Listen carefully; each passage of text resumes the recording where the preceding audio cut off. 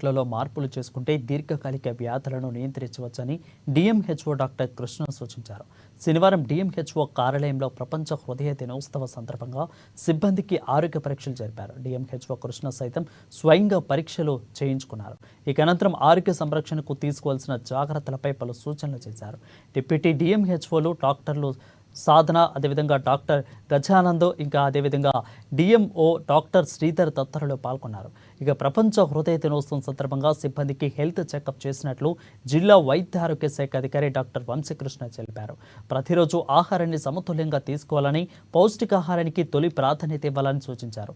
సరైన ఆహారంతో పాటు నిత్య వ్యాయామం చేస్తే వ్యాధులు దరిచేరే అవకాశం తక్కువగా ఉంటుందని వివరించారు.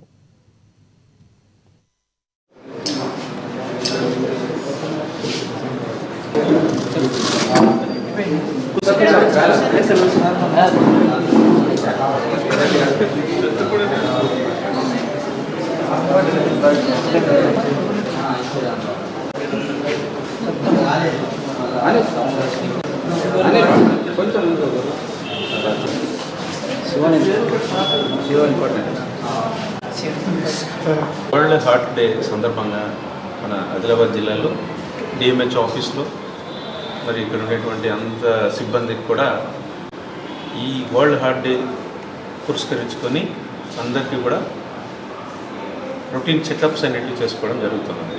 ఒకటి బ్లడ్ ప్రెషర్కి సంబంధించి షుగర్ ఉందా లేదంటే ఓవరాల్గా మనకి దాదాపు మన జిల్లాలో 33,000 మంది దాకా షుగర్ పేషెంట్లు, 22,000 మంది పైన హైపర్ టెన్షన్తో ఉండే వాళ్ళు కూడా ఉండడం జరుగుతుంది. వాళ్ళందరికీ కూడా మిగతా డిసీజులు అయితే కనపడతాయి అనుకుంటాం, కనపడకుండా చంపేసేవి ఏంటంటే మనకి hyper tension as well as వాళ్ళు ఎప్పుడైతే హార్ట్ ఉంటాయో హార్ట్ అటాక్లు ఎక్కువగా ఉండడం జరుగుతుంది. దీనికి సో మెనీ కారణాలు ఉంటాయి. ముఖ్యంగా డైటరీ అనేది మనకి చాలా ప్లే చేస్తుంది. ఆ డైట్లో తీసుకోవాల్సినవి ఏమి, తీసుకోకుండా ఉండాల్సినవి ఏమి అనేది అందరికీ తెలిసినవి.